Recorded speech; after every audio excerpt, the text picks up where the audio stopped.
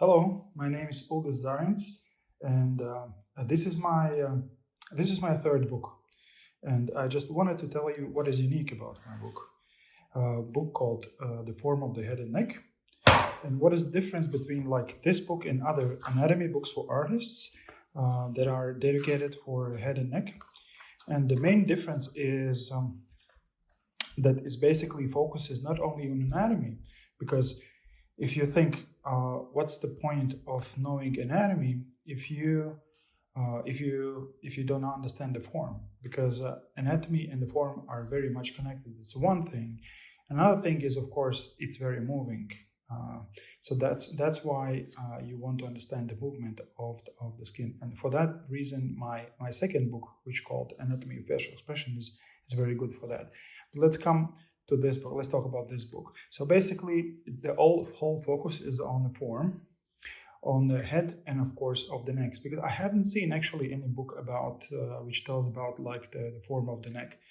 Many books telling about the head, but no one really cares about the neck. But neck is very important part, especially the differences and the movements of the neck. So basically, it's all starting with the bones. It's all starting with the skull, because that's like it creates this framework for the head. Basically, every soft tissue is kind of placed on the skull. So you have to understand the form of the skull. And if you understand the form of the skull, then it's a good base for understanding the whole form of the face. And of course, there is a difference between the female skull and the male skull, let's say, or the masculine and the feminine skull. And I explain those too.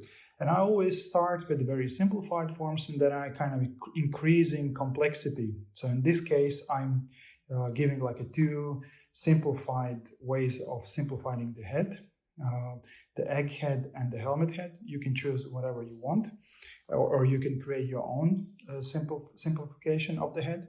And then the second level is kind of like a basic shapes where you can start to see some, eyes and mouth and ear.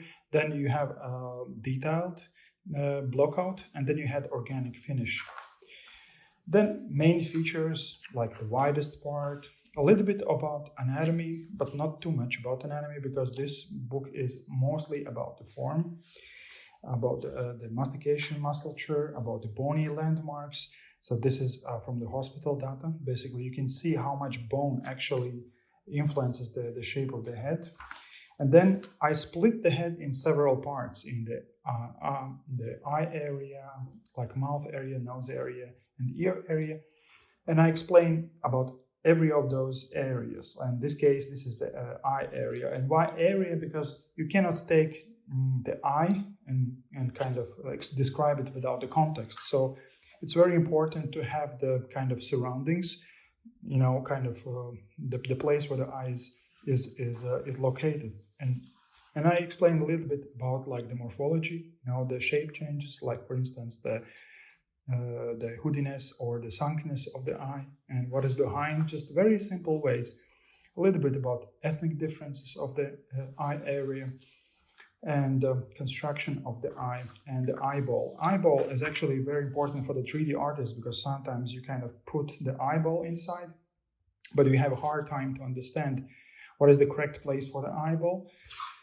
Then I explained a little bit about the eyelids and anatomy about them, movements of the eye.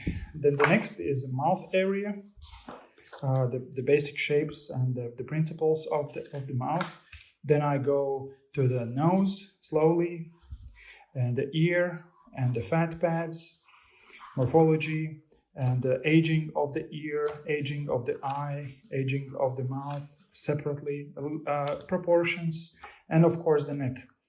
And the neck, basic shapes of the neck, how to construct the neck, and the differences between the male neck and the female neck, and the shapes. Everything is blocked out. A little bit about anatomy, a little bit about bones, a little bit about muscles, and of course the veins and the scans. A lot of scans, movements of the head. So in this case, for instance, that's like rotation of the head, and then anatomy of the muscles when the head is rotated. It's very important for the 3D artists to understand what happens with the muscles when you rotate your head, and then all kinds of movements of the neck. And finally, the last part of this book is the photogrammetry scans. All kinds of scans of different kind of people. Some of them are blocked out, some of them are not. And what is very important, different angles.